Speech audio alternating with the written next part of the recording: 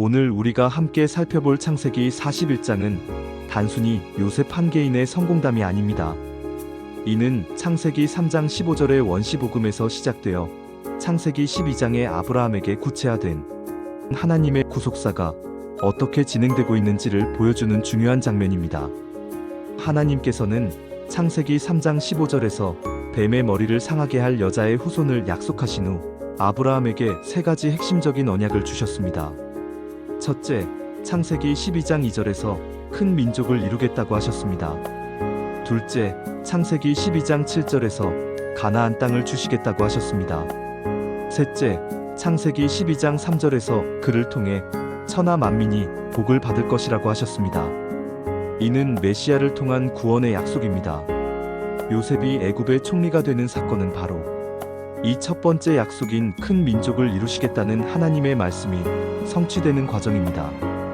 야곱의 가족 70명이 어떻게 수백만의 민족으로 성장할 수 있을 것인가? 하나님은 놀랍게도 이방 제국 애굽을 사용하여 이 일을 이루어 가십니다. 그런데 왜 약속의 땅 가나안이 아닌 애굽에서 큰 민족을 기르시는 것일까요? 이는 우연이 아니라 하나님의 지혜로운 계획입니다. 창세기 46장 34절에 기록된 바와 같이 애굽 사람들은 목축업을 가증히 여겼기 때문에 목자인 이스라엘 백성들이 자연스럽게 분리된 정체성을 유지하며 애굽의 우상 문화와 동화되지 않고 하나님의 언약 백성으로 성장할 수 있었습니다. 이제 본문을 살펴보겠습니다.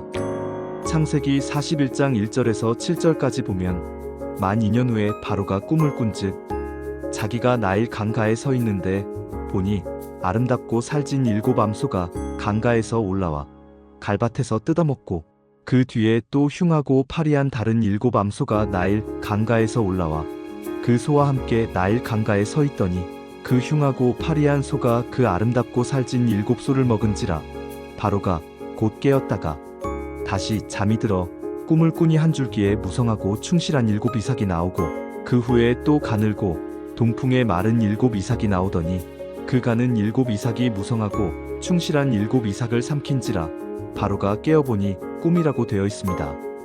하나님께서 이방 왕 바로에게 꿈을 주신 것은 메시아 구속사를 위한 필수적 과정이었습니다. 아브라함의 후손이 큰 민족을 이루기 위해서는 야곱의 가족이 애굽으로 내려와야 했고 그들이 환영받으며 정착할 수 있는 환경이 조성되어야 했습니다.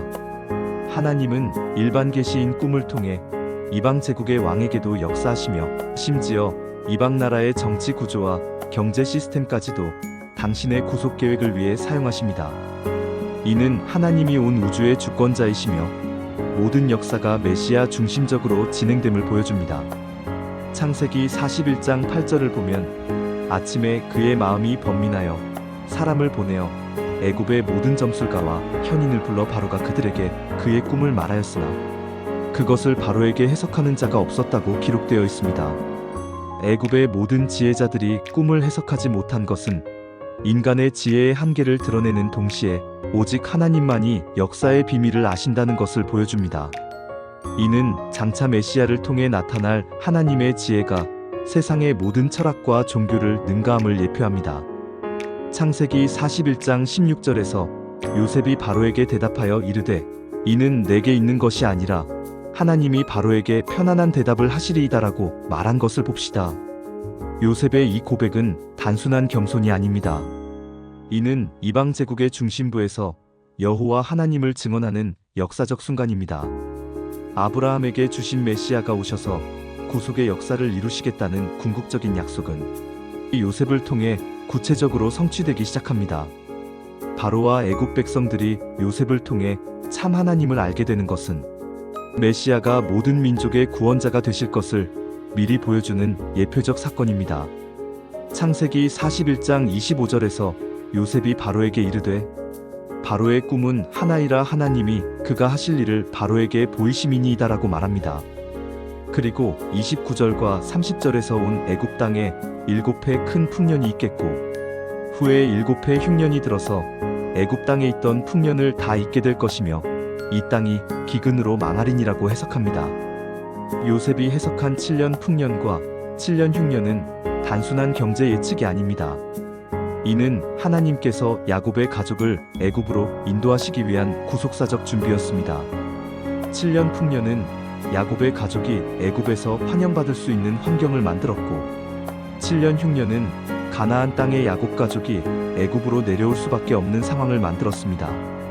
이 모든 것은 큰 민족을 이루시겠다는 첫 번째 약속을 성취하시는 과정이었습니다. 창세기 41장 33절에서 요셉이 말하기를, 이제 바로께서는 명철하고 지혜 있는 사람을 택하여 애굽 땅을 치리하게 하시고라고 합니다. 그리고 34절부터 36절까지에서 바로께서는 또 이같이 행하사 나라의 감독관들을 두어 그 7해 풍년에 애굽 땅의 5분의 1을 거두되 그 감독관들로 장래 좋은 해의 모든 양식을 거두고 그 곡물을 바로의 손에 돌려 양식을 위하여 각 성에 저장하게 하소서. 이와 같이 그 양식을 이 땅에 저축하여 애굽 땅에 임할 7해 흉년에 대비하시면 이 땅이 기근으로 망하지 아니하리이다라고 제안합니다. 요셉이 애굽의 총리가 된 것은 개인의 성공이 아니라 구속사를 위한 하나님의 전략적 배치였습니다.